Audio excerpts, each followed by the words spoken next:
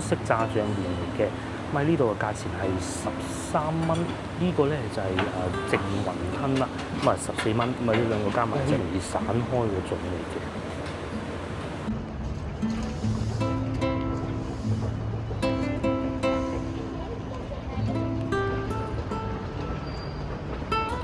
仲早晨，而家朝頭早，哇8點都未夠。咁啊話説咧，星期五可能食得太好啦，即係嗰啲煎炸嘢太多。喉嚨唔係好舒服，咁啊，琴日休養過一日，今日咧就繼續帶大家出嚟找尋美食啦。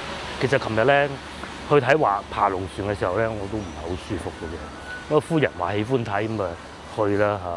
跟住咧去到嗰個茶樓嗰度咧，不過大家我盡量避開啦嚇。我亦都唔喺現場講，其實都幾多人食煙仔嘅。咁後尾冇嘅。係啱啱入去嘅時候有2台嘅，後尾就冇㗎嚇，必須要講明。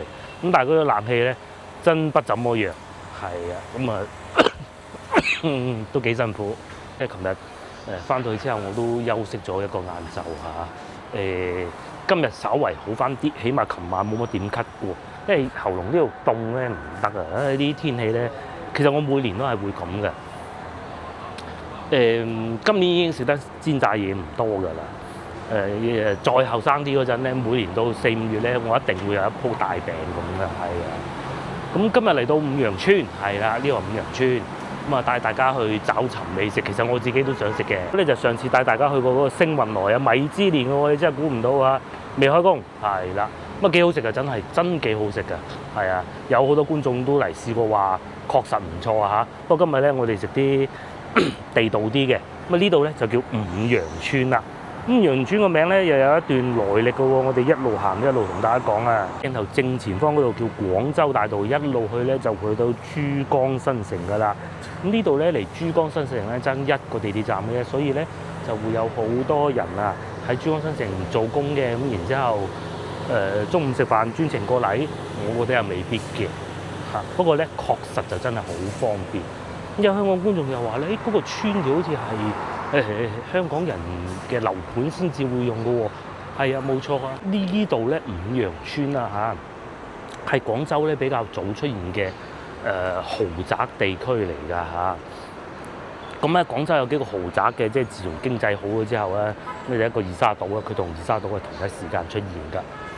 咁佢嘅設計師咧就係嚟自香港，因為呢個項目啊。佢係私人發展商㗎，咁啊，所以佢喜歡請邊個設計師其實都冇乜所謂嘅，係嚟自香港嘅一位叫林允嘅先生。咁啊，林先生咧就參照咗香港嘅居屋啦、公屋嘅設計，咁咧設計呢個五羊村嘅，有得咁樣咧都係好新潮㗎。咁啊分咗6個區域嘅，而且咧佢係用呢度睇唔到啊嚇，佢係用平台再上樓。咁樣嚟連接嘅，每個平台都連接埋一齊㗎。咁咧方形嘅結構嚟㗎。村咁喺香港觀眾應該好熟悉啦，我都識啦。咁嘅彩虹村啊、華富村嗰啲係啊。而呢度咧就呼應咗香港屋村嘅設計基因咯。咁但係咧有比較有趣就係呢度睇唔到啊嚇。有啲唔係好懂粵語嘅人，咁咧。就會叫翻五羊團嘅，咁其實係唔啱㗎嚇。咁直至今日為止咧，呢度嘅地鐵站啊，都係會叫翻做五羊村嘅。咧我哋以前細個啊，聽見五羊村咧，就知道哇，好高檔嘅住宅區，甚至乎咧佢比珠江新城咧仲要早出現咧。曾經有一段時間咧，呢度改名啊，要佢改名就叫五羊新城啊。唔知大家有冇聽過呢段歷史啦？咁後尾咧，因為市政府要發展呢個珠江新城啊嘛，就覺得新城呢啲名咧，從地名嘅設計嚟講咧，首先佢唔係新城，第二咧，亦都有另外一種説法咧，就話搶咗珠江新城嘅風頭，咁啊，所以咧就唔俾佢叫新城。咁至於係咪咁咧，就不得而知啦嚇。咁但係而家咧，喺我哋廣州人呢一輩咧，其實好多人都係會叫翻五羊新城嘅，就好少會叫五羊村嘅。喺廣州住過嘅你哋啊，你哋會叫呢度叫咩名啊？你哋叫五羊新城定五羊村啊？咁而家呢度咧一樣都仲係咁旺㗎。咁但係咧，事實上咧，因為近東山口啊、東山啊、龜崗嗰啲咧，係會有幾多外地人喺呢度住㗎。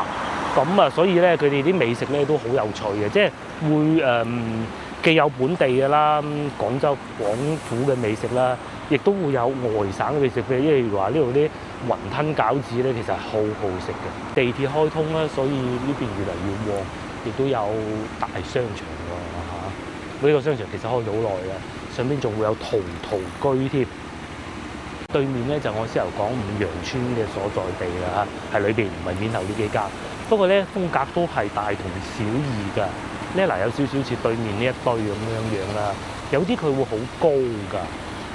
當時咧其實冇咁高嘅樓啊，大家諗下，1979年開始做啊呢個項目，我都未出世，你諗下。呢度長期都係修路啊，好有趣嘅。我仲記得我啱啱攞到駕駛執照，咁啊揸車周圍開心下兜下咁啦。當時嚟到呢度咧，就係呢個位面前呢個位，當時修建緊呢個地鐵，都已經係好難行嘅，塞車塞到不得了。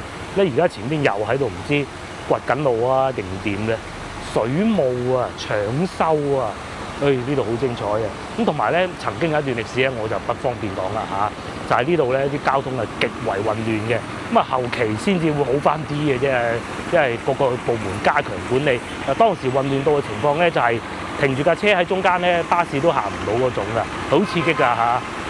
蔚為壯觀啊！咁啊，當然而家已經好咗好多㗎啦嚇，已經唔係好咗好多，已經幾乎可以講係根治咗呢個問題㗎啦。咁至於係咩咧，真係唔好意思，我唔方便講，因為個 channel 就會執咗㗎啦。呢度啲規劃咧都不是太好啦。假如我而家要過對面馬路，咁點辦咧？咁梗係行去前邊過㗎啦。其實好多人都喺中間呢度膽搏膽咁樣過去嘅，大家都唔方便啊。慢慢規劃啦嚇。不過我喺嗰度入去嘅，係。喺嗰度入去嘅。有啲咩餐廳係會比較好嘅？首先，之前同老婆去過東江，我哋會叫多係東江美食嚇，因為我淨係記東江兩個字嘅啫。咁好隔涉、好舊裝修嘅一個大排檔嚟嘅，都唔叫大排檔喺室內㗎嘛。但係啲出品就好特別嘅，呢個係首推啊！你嚟到五羊村呢邊嘅話，咁餃子咧，聚榮餃子咧喺前邊入去嘅。咁我以前做工，仲有湖南同事啊，即係外省同事嘅時候咧，佢哋會翻過嚟呢邊修理服務器咧，都會買嚟食嘅。咁包括我哋做會計啊，阿文英咧，佢都係經常話要嚟買嚟食嘅。咁但係其實上次同老婆買過，我又覺得唔係幾好食啊。老婆都係咁認為嘅。咁再嚟仲有春林苑美食店嗱，呢個我真係唔知喺邊啊，老老實實啦。裏邊係食腸粉嘅，同埋四川豆花嚇，係咪好多呢度全國各地嘅美食啊？對面咧，而家咧就叫廣州市第7中學東山學校。其實咧以前咧就會叫翻五羊中學嘅，咁而家改咗名啦。個美食當然仲有先頭我經過嗰度講提及嘅星運來啦。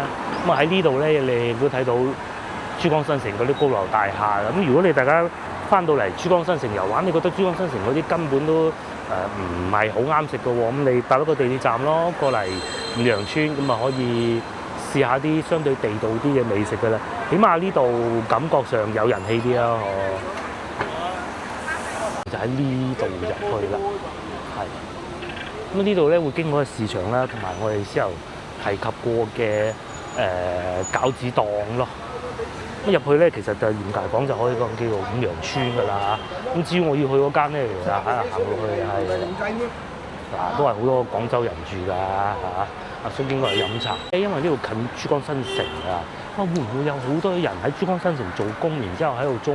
我可以同大家講，其實係唔會嘅，因為佢哋咧嫌呢度都仲係太貴嘅。咁不如因為5號線咧，再坐遠啲都冇所謂。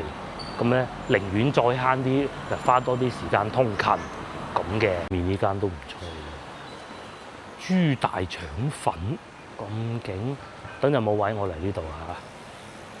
再嚟仲有呢個麵包店係好出名㗎，咁佢最初咧就開喺建設六馬路嗰邊嘅，咁啊總店喺嗰度㗎。咁咧就係呢一個咧，我曾經有個同學咧，佢喺外地嘅，喺揭陽嘅，佢專程叫我喺度買包，用順豐快遞寄去揭陽俾你食，真係刺激啊！不過我未食過，或者等陣試下。都有好多隱世小店嘅，嗱，譬如好似呢度咁啊，墨西哥餐精釀啤酒啊，就係咁喺啲小區行入去嘅。咁至於呢度裏邊咧，就係五羊村嚟㗎啦。哦，1984到1990，嗱嘅上邊係寫翻五羊新城啦，係咪？啊，平面圖，唔到呢個強記竹升麵都開到入嚟嘅喎。係啊，幾好㗎呢個。連鎖式經營咯，咁至於佢隔離咧係聚榮餃子店啊，咁啊舊式啲嘅，係啦，咁啊睇你喜歡邊樣咯。咁至於我就唔係食呢個，係佢96年開業㗎啦，呢個強記竹升麵係好嘢嚟㗎嚇。呢度仲有講翻佢啲資料啊，自幼村嘅農田同埋水稻，咁咧就84年到90年咧就開發建成啦。咁但係呢度都係仲寫翻五羊新城。費事搶咗珠江新城啲風頭啊嘛！餃子店就喺呢邊咯，但係冇乜人喎，大家都係貪新鮮食竹升麵啊，幾好啊！炸醬麵。上一次我去到湖南嘅時候咧，咪講過啊，話有幾個湖南嘅同事咧帶我哋幾個廣東人咧嚟到呢邊啊食湖南菜啊，食到嗰個揭陽嘅同事。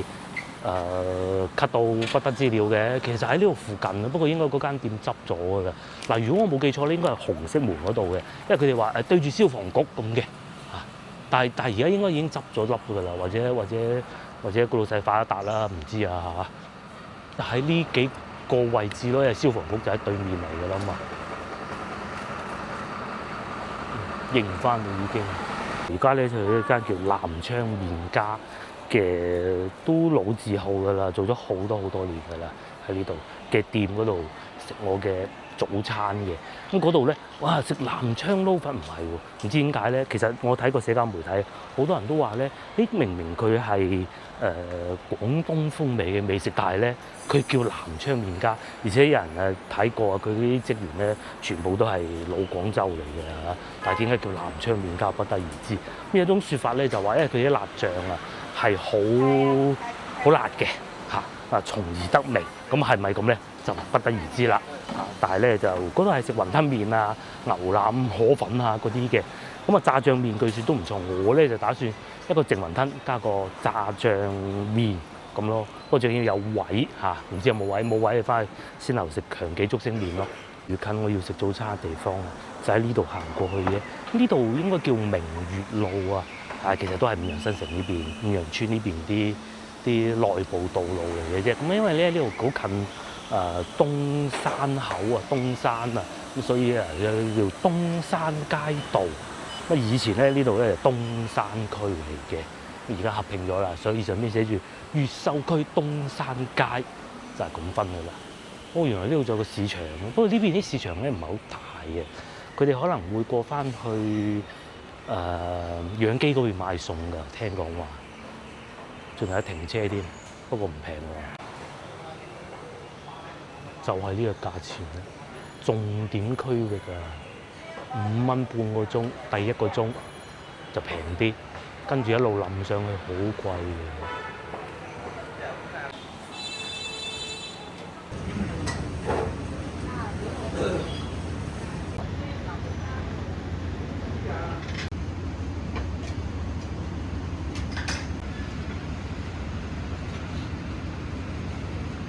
其實就到咗，首先咧就係呢個炸醬麵，咁呢個廣式炸醬麵嚟嘅，咁喺呢度嘅價錢係13蚊，呢個咧就係淨雲吞啦，咁啊14蚊，咁啊呢兩個加埋就27蚊，就係我早餐啦。方係有炸醬麵啦，我哋廣東其實都係有炸醬麵嘅，咁啊最大嘅區別咧就係北京咧就靠黃豆醬啊，鹹香啊。咁廣式嘅咧，南方呢邊咧就最主要係番茄咧、甜麵醬、黃豆醬同埋少量嘅辣椒醬。咁咧仲有一個版本咧係用柱侯醬㗎嚇。呢一個咧應該係我先頭講嘅第一個版本啦，即係有番茄，即係甜口嗰種啊。咁下邊咧嘅麵咧就係會用銀絲麵嘅，咁啊北方嗰啲咧，北京嗰啲咧就用拉麵嘅。雲吞咧就係咁樣，呢個雲吞正常好多。好熱，等一等先，再同大家講下故仔。大家睇上一集嗰個雲吞麵係咪唔係好掂咧？不過費事講咁多，當時我好肚餓，同埋咧仲有一段咧好神奇啊！錄影唔到啊，因為嗰個咪出咗少少問題啊。咁啊，成段湖南旅程都冇問題嘅喎，就係琴日出咗問題係咩咧？嗰個職員啊，嗰個上菜侍應啊，佢都要飲水，我都明白。佢竟然走嚟我哋個台啊嗰度斟我哋嗰壺熱水啊！哇！我老婆幾個大反應啊！咁當時我有錄影低啊，不過呢啲聲啊收唔清。咁啊後尾佢都講咗唔好意思嘅嗰個職員。但係喂，冇理由咁樣㗎嘛。其實對琴日對嗰個餐廳不怎麼滿意咁啊。當然啦，你要考慮埋價錢同埋喺到嗰度咧，最緊要有得食。如果唔係你再翻過去碌明冇嘢食嘅咧，咁我唔掂㗎啦。我要即刻打車，打車又打唔到，我到時候好抵到非常㗎嚇。咁呢啲都係個別嘅例子嘅，同埋佢後尾都有講翻唔好意思㗎啦嚇。咁至於我個麵啊撈好啦，可惜。我有2聲咳，如果唔係咧，就落啲辣椒油更美味㗎啦。試下先啦。而家8點半啊，餐廳冇乜人啊，先頭咧全部坐滿㗎。大家都係食個早餐咁就翻去開工。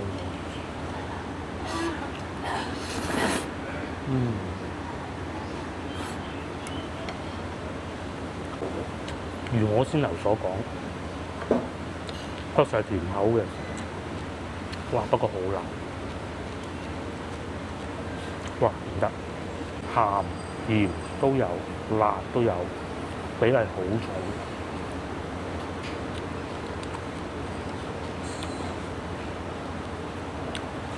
但係咧，我個喉嚨頂唔順喎。哎呀，我以為佢係甜口居多呢個，走寶啊！咁啊，食咗個雲吞先啦。哇！好鬼辣啊！咁啊，先食個雲吞先啦。佢係金魚尾嚟嘅。咁啊，上邊咧係有韭黃嘅，呢啲好傳統嘅做法嚟㗎啦。即係西關好傳統嘅做法，湯底係唔係清湯底，係大地魚湯底。我打算食完個雲吞，將啲麵撈落去個湯度，浸咗啲辣味，睇下浸唔浸到出嚟。咁樣浪費啲嘢食唔好嘅。咁但係當然我哋都唔會夾硬食嘅。仲有佢啲雲吞係包得好緊實嘅，好緊實嘅，好容易散開嗰種嚟嘅。食飽飽啦，大家睇少個點。我想講下個麵先，個麵係好食㗎，奈何我受唔到辣，好好食。佢啲味係好濃郁嘅，好過我之前咧去應該叫西關來福記嗰個米芝蓮嚟㗎嘅炸醬麵。我一路認為廣式炸醬麵嗰度係最好，但係諗唔到呢度更好。但係奈何辣嘅我受不了，因為我一心諗住就係嗰種味道，但我諗唔到佢係辣嘅。但係加咗辣咧，好食好多嘅嘢嚇。我食咗2條，冇辦法，真係食唔到。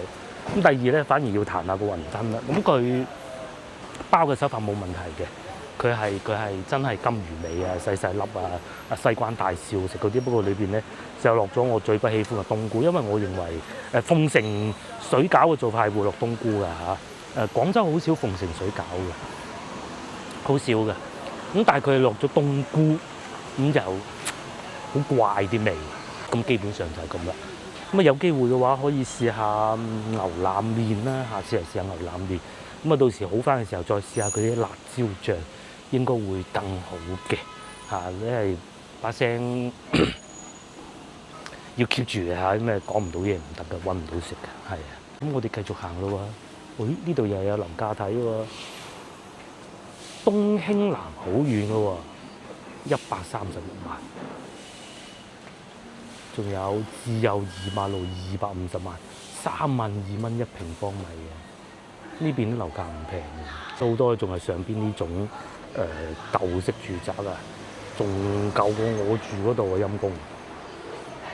呢度咧就係先頭所講話五羊村裏邊嗰啲香港設計師設計嗰啲，好似香港嘅公屋或居屋嘅樓啦。咁啊，通常咧都係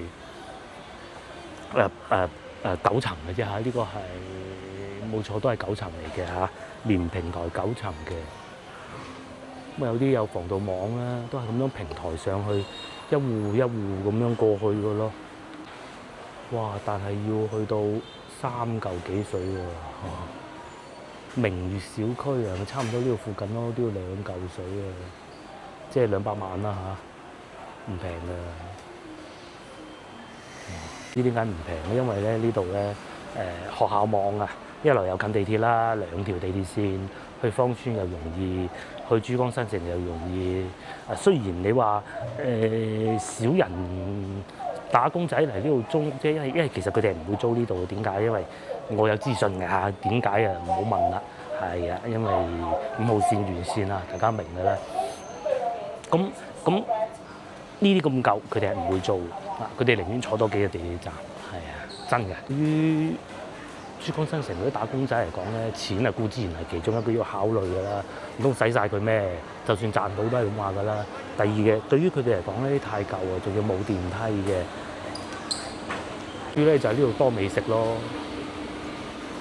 呢啲老字號美食啊特別多。呢度近市場啊，哇！呢間都勁喎，味香腸粉喎。咁啊，隔離就係市場啦，佢好多鋪頭咧，嗰啲燈光都好暗啊，即係講明佢嘅做咗好長時間咯。仲有隻貓仔添，因為佢條尾咁嘅喎，行咗入嚟市場添，原來佢市場係咁嘅。平時我哋都唔會嚟呢啲市場嘅，因為呢度啲租金貴咧，其實啲菜價都唔會平嘅，咁4蚊1斤啊，全部都係下邊呢啲鋪頭咯，即係臨街旺鋪啊，仲係荔枝賣，點解諗唔到今年啲荔枝咧又會咁平喎？有啲超出意外嘅喎。因為咧，我東莞嗰個同學咧已經話要上嚟廣州啊，講好咗有3箱荔枝攞上嚟㗎啦，咁啊約緊時間聚會咯。咁啊講明咩咧？講明佢有辦法揾到荔枝，即係人哋荔枝多啊，咁啊攞3箱。如果唔係嘅話，冇幾老友都冇嘅，係啊，自己都冇得食咁樣，係嘛？係都送禮俾領導啦，係咪先？不過領導都或者有嘅。咁但係今年事實上啲荔枝係多嘅，我諗唔到啊。可能海南嗰邊生得好啩，我估嚇。即大家先頭見到嗰個咁大粒喎，都係12蚊斤嘅。如果唔係喉嚨唔舒服，我會買嘅。其他都唔抵買，睇得出。個荔枝抵買咯，係啊，12喎。好嗰年都冇咁平啊，好嗰年就差唔多啦，差唔多10蚊啦。小港，我哋繼續行啦嚇。原來咧喺左邊呢度咧就係東山區實驗小學，不過啲標語好多，費事影俾大家睇啦嚇。呢邊其實好多呢啲嘅嚇。五羊村就係咁啦。咁啊啲樹木都夠多嘅，因為始終都係一個40年嘅小區嚟㗎啦。但係啲屋就會真係舊啲咯。咁啊停車就會幾雜亂無章啲嘅。嗱，好似呢度咁樣，你點開得到入嚟？或者開得翻出去啫，係咪？但係啲居民就住得舒服嘅，夏天亦都唔會太大壓力嘅，因為樹木夠多。不過我哋又翻嚟呢度啦，咁原來呢幾幅圖後邊仲有嘢睇㗎。自由村呢度以前係，咁咧就隔離係養雞村。咁都係河涌為主嘅70年代啊，再上邊係天河村，而家呢幾個地方咧，全部咧都變晒高尚住宅區嘅。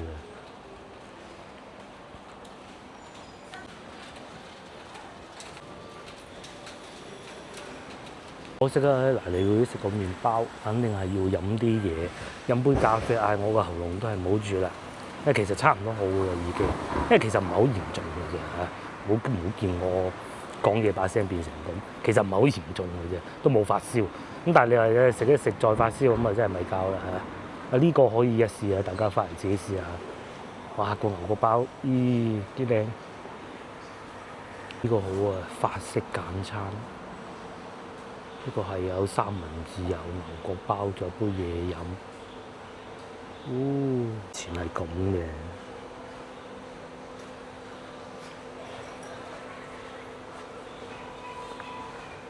辣嘅40零蚊。仲有，好吸引啊！不過價錢唔平㗎嚇，真唔平啊！冇 pizza 啊，佢哋呢度係食包都係啊，呢啲咁樣，下次好翻先啊！咧，我慢慢往翻東山口個方向過翻去啊嚇。咁啊，呢度過東山口其實又唔遠㗎喎，仲有隻狗狗添。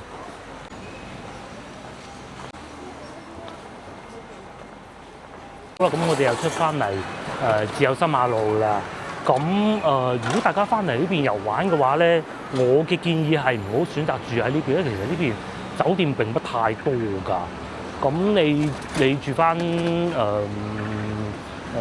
西門口啊、咩啊、荔灣啊嗰啲，我覺得係會好啲嘅。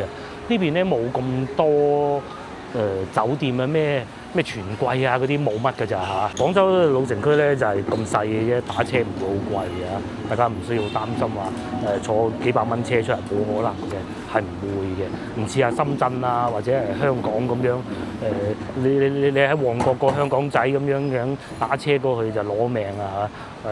廣州唔係咁嘅，好近嘅。就算你住翻譬如話沙苑啦，我隨便舉個例子啊，喺呢度過去都係好快嘅啫。就以呢個去沙苑全季啊，即係寶業路口嗰個樂豐廣場對面，你坐地鐵轉幾轉都係50分鐘嚇。咁你話打車咧？打車咩？10零蚊就到啦。咁啊呢度大家睇見我千祈唔好揀順風車啊！啲觀眾啊啱啱喺我後台留言啊，好似佢都撞咗板，因為人士唔知係佢身邊啲朋友撞咗板啊。嚟到內地啊廣州，盡量你唔好揀拼車。一拼車咧，你係會有其他人嘅，係會平少少嘅，係肯定係會平少少。咪拼嚟做咩？啊時間你會用多咗，同埋你會有其他人無謂啦。我建議咧揀翻專車啊，或者特快啊嗰啲嘅，即係你一個人嗰種啦嚇。咁專車會再企理啲嘅啊，包括我幾次喺外邊去湖南啊，去各個地方啊打車都係盡量唔好拼車。啊早排好似喺湖南我拼過一鋪，又係兜到喺衡陽係啊，兜到都不過即係我作為一個遊客咁啊，兜下都冇所謂啦，睇多啲嘢咁解嘅啫。啊，如果你趕時間啊，又或者係你唔想嘅話，唔好揀拼車咯。係啊，平咗少少無謂啦。記住我嘅告誡啦嚇，我哋繼續行啦。而家已經唔落雨啦，個天又出太陽啦。但咧都會有超市嘅喎。係啊，譬如話呢度上邊啦，呢個叫做豐偉大廈啊，因為以前洗衣店公司就喺呢度㗎啦。不過我未喺度翻過工嘅。喂，呢度反而咧係稅所會比較多㗎。啊，我係做會計㗎嘛，係以前咧做Junior 嘅時候咧，都係要我去稅所，唔係邊個去啊？叫阿姐去啊！阿姐1年去唔到一次啊。咧呢度對面有其中一間稅所，上去又華潤萬家。通常咧啲寫字樓附近咧都係會有好多啲咖啡店㗎。嗱，呢兩個打對台㗎啦嚇，好多古仔講㗎嚇。呢個而家嘅老闆以前係嗰個嘅老闆嚟嘅，跟住而家呢個老闆以前做嗰個老闆嘅時候咧，就俾美國政府釘咗個牌，咁然之後開嗰間生意好刺激嘅。呢度咧，如果你想食嗰啲片皮鴨啊，喂，又有一間㗎喎。嗱呢間咧據說係咁嘅，因為我有個舊同事咧，又係洗衣店嗰陣啊，咁佢嚟咗做侍應嘅啫，佢唔係做老闆嘅。嗱就係呢個一家專門做烤鴨的餐廳啊嚇。上次咧同老婆嚟到，老婆已經蠢蠢欲動㗎啦。咁但係咧佢怕食得太多，同埋睇見嗰啲樣咧，即係太過於正宗啦，佢唔敢入去食嘅啫。大家有機會翻嚟幫我試下啦。嗱，有呢一個叫做四季經味啦，佢笠咗個字嘅，點解會？呢陣時係個 pattern 係咁嘅啦嚇，就係呢個有醬驢肉啦，又有咩啊醬鳳爪啦，呢個好嘢嚟㗎，開門㗎啦。小食店咁朝頭早食咩啊？山西刀削麵，好意思啊，呢個下次早知今朝嚟食呢個啦，頂，因為我真係唔知道佢咁早開門㗎。食下啲辣麵啊嘛，個喉嚨好得快啲嘅，唔係嘅，可以試下喎，下次嚟。原來佢朝頭早都有開門嘅。整個越秀區，嗱呢度都算越秀區嚟㗎嚇，係得一個地方係會有爬龍船嘅啫，就係呢度啦。正餐營業時間9點半，咁係食咩咧？正餐啊！如果大家正餐嘅，你食翻烤鴨咯，係咪？68蚊半隻，好京北京味道咁噶，係咪？你睇你餐嗰啲菜名就知啦。我咪可以買個包翻嚟食下咯。呢啲應該唔辣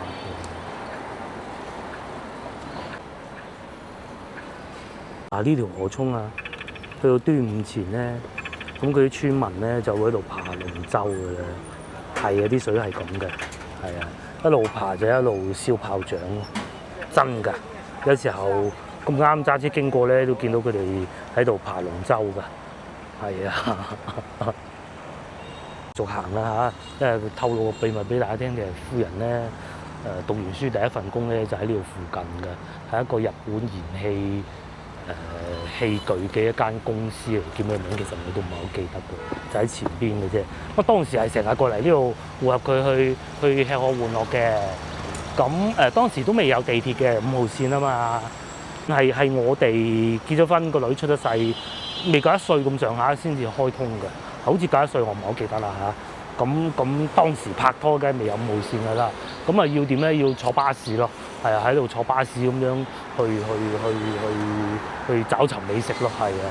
不過佢呢份工做咗唔係好耐嘅。前邊係啦，不過而家嗰棟樓已經改咗名嘅啦。喺呢度係有好多部隊㗎，就喺前邊嘅啫。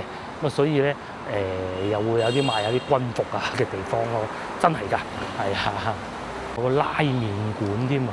喂，呢個睇嚟幾好喎，嗰啲拉麵啊，刀削麵啊，好似開咗幾耐喎呢間店。呢度佢呢邊係多呢啲北方嘅美食嘅小店咁嘅啫。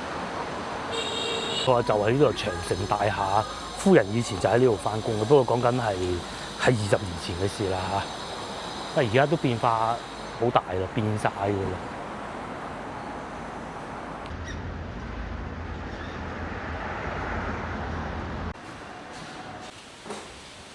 分鐘咧又嚟到東山口呢邊啦嚇，咁中間係會穿過嗰啲部隊㗎，咁啊嗰部分冇爆雪㗎啦嚇。咁大家如果翻到嚟呢邊遊玩，嗱我俾一個建議你啊，如果你喜歡嘅話咧，首先你可能會去珠江新城啦嚇，去珠江新城咁啊睇下啲高樓大廈啊，嗰啲五光十色啊嗰啲，咁啊但係珠江新城咧夜晚黑先好玩嘅，朝頭早咧實在冇必要去。咁你可以反方向，你首先去東山口呢邊行下先。行夠啦，咁如果唔去五羊村，你咪唔行啦，直接打車過去。咁但係如果你喜歡好似先頭咁咧，有咁多咁隱世美食嘅咧，又睇下啲廣州當時嘅豪宅區啦，真係豪宅區嚟，80年代嗰陣。咁咧你就過去之後五羊村，然之後再坐翻1個地鐵站過去珠江新城。唔好行啊，行到傻嘅，中間冇嘢睇嘅，睇塞車嘅啫。去珠江新城。夜晚睇夜景咁啊，翻去咁啊，其中一個旅遊景點大概用晏晝啦。你中午開始，你可以朝頭早瞓醒覺咁啊，食個早餐，慢悠悠咁過到嚟東山口呢邊行下食下睇下影下相。因為我哋呢啲咧就掂行掂過啫，但係其實呢邊係好多地方可以影到相㗎，好有紀念價值嘅。對面嗰啲屋咁。唔係話隨隨便便揾到㗎，係咪？喺度影下相，咁仲有好多位置影相都好好嘅。嗰啲牆咧，全部都係啲紅牆嚟㗎。呢個叫寶安南街，好多都係啲別墅嚟嘅。我呢邊咧啲電雞亦都不是太多，條路窄㗎，同埋咧上落咧佢哋冇行，同埋人行道都踩唔到上嚟。好似啲咁影下相幾好啊！呢個應該係飲酒嘅，唔好估啊！就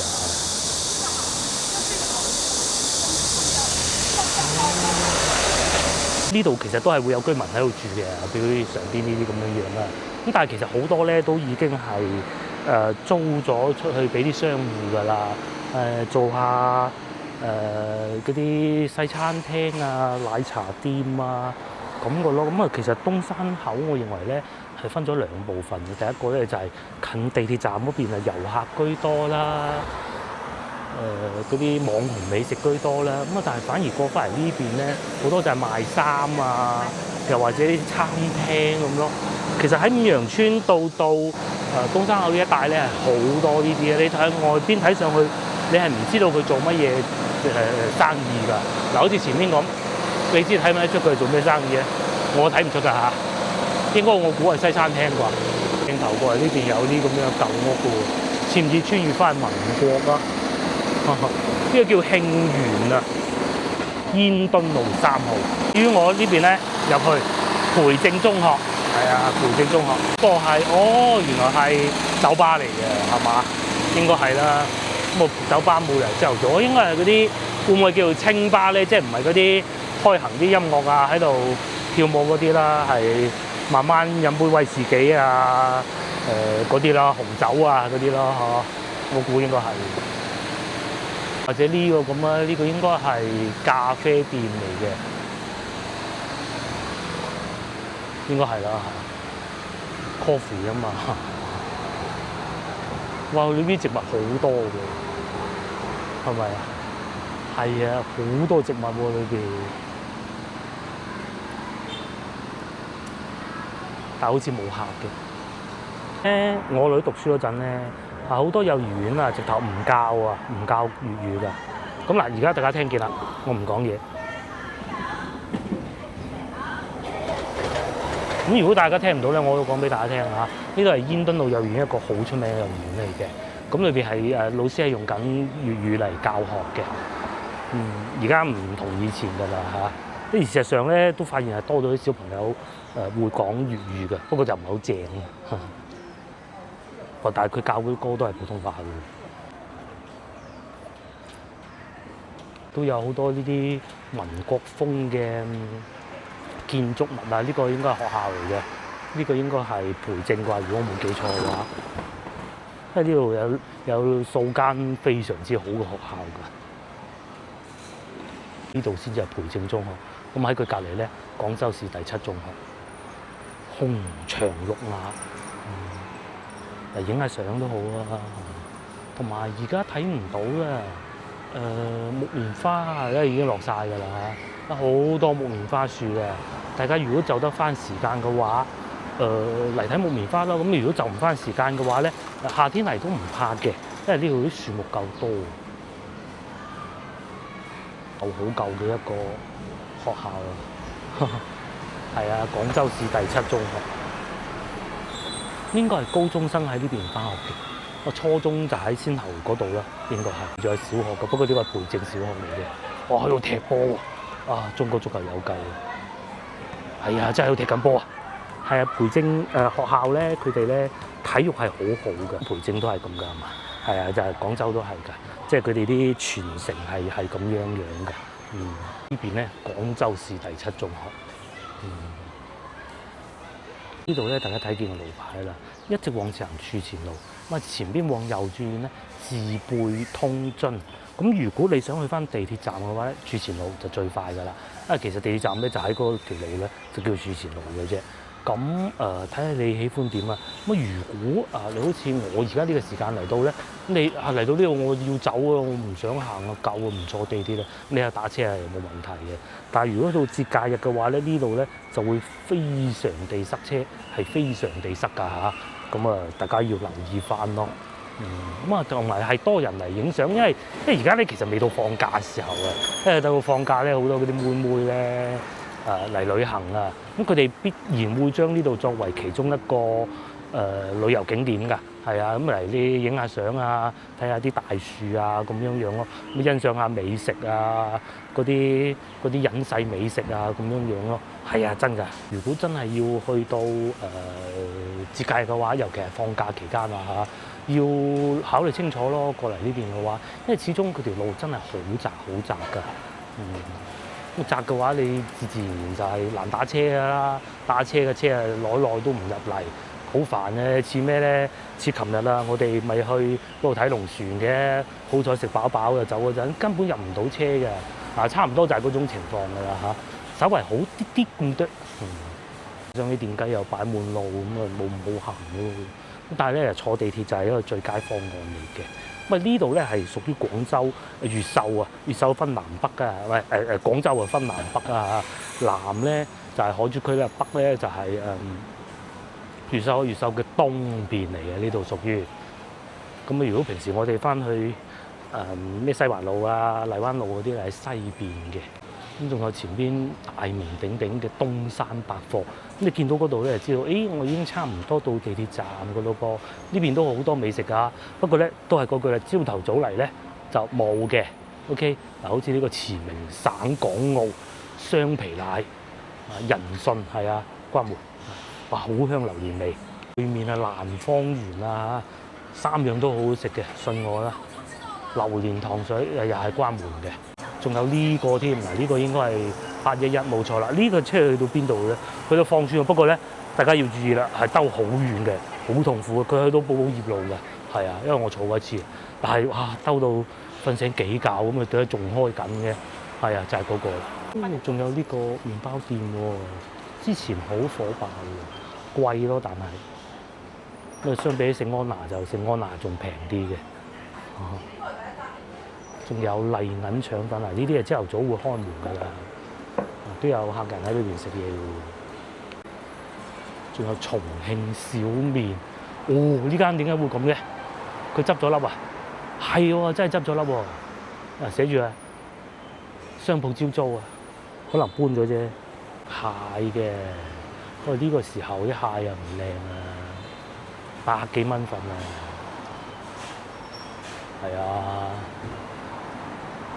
個雙皮奶算啦，咁啊，好，咁我哋繼續行，喺前邊往右轉咧，就翻得到去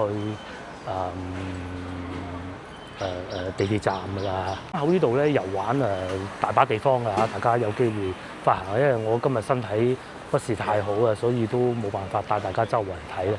而且亦都帶大家嚟行過幾次，有啲粵菜餐廳啊都非常之好嘅嚇，喺呢度行過去。到節假日嘅話就會好繁忙咧。通常咧啲人嚟廣州遊玩嘅話，夏天都係咁話㗎啦。東山口呢度絕對係其中一個必到之處嚟㗎。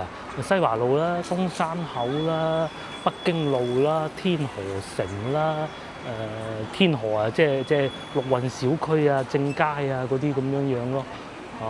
都呢幾個地方都係會嚟嘅。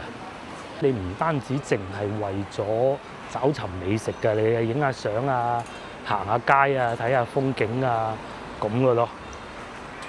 咁啊呢度就係呢幾樣都揾得到。不過咧美食方面咧就唔係我啱先講呢啲地方咧最 fit 嘅最好嘅地方嚟㗎啦嚇。佢呢度美食啊並不算話勁多，尤其可能我哋觀眾個年齡群啦。就可能會少啲啱佢哋食嘅啦。呢度咧係賣嗰個咩茶啊，即係南美飲嗰啲茶咧，叫咩名我唔記得咗啦嚇。阿美斯同埋阿蘇亞雷士一啖嗰個咧，而家變咗牛雜咯喎！哇，嗰啲係東百啦，東山百貨開門好喎，唔係一早開咗門㗎啦。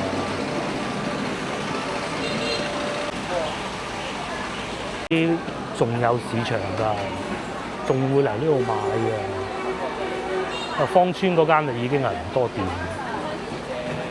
但係呢間都仲租得到咯。秋綠幾好嘅呢個牌子，真嘅我都有，因為往前行就係地鐵站啦，咁啊帶大家行埋地鐵站。嗰個地鐵站都幾複雜㗎嚇。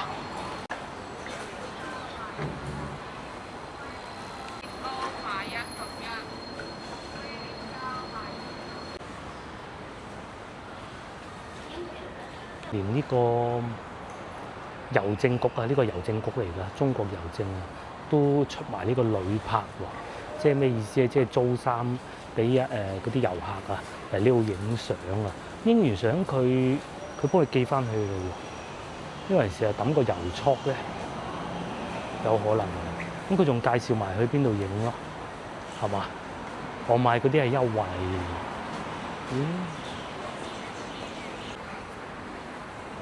之後咧，你有2個地鐵站可以入去㗎，其實都係同一個地方嚟嘅啫。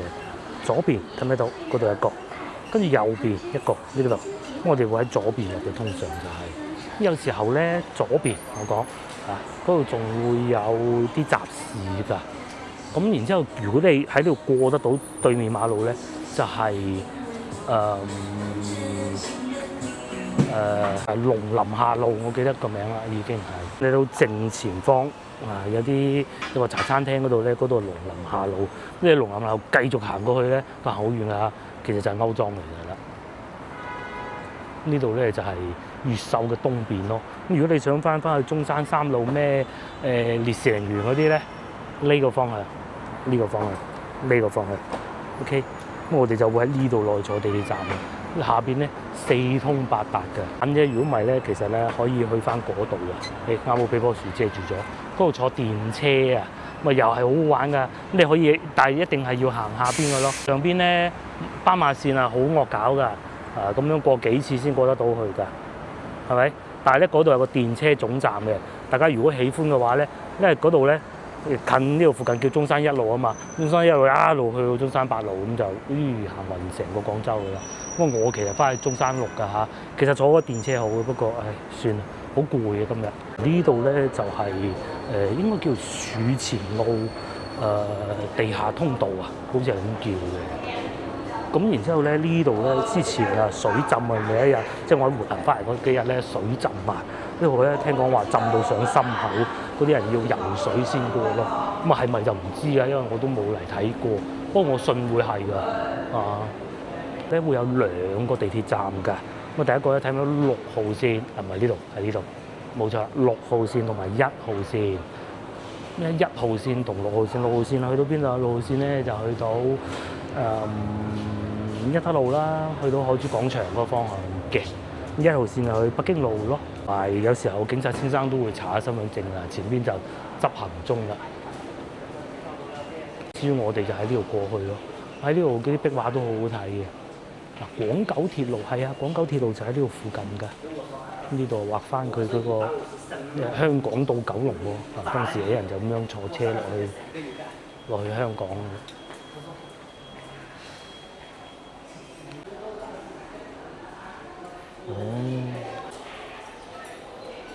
有啲格仔路仲寫埋有啲咩古仔喎？怪唔得東山呢邊咁多嗰啲西洋大屋啦。咁你話同呢個廣九鐵路有冇聯繫？都冇講話冇啊。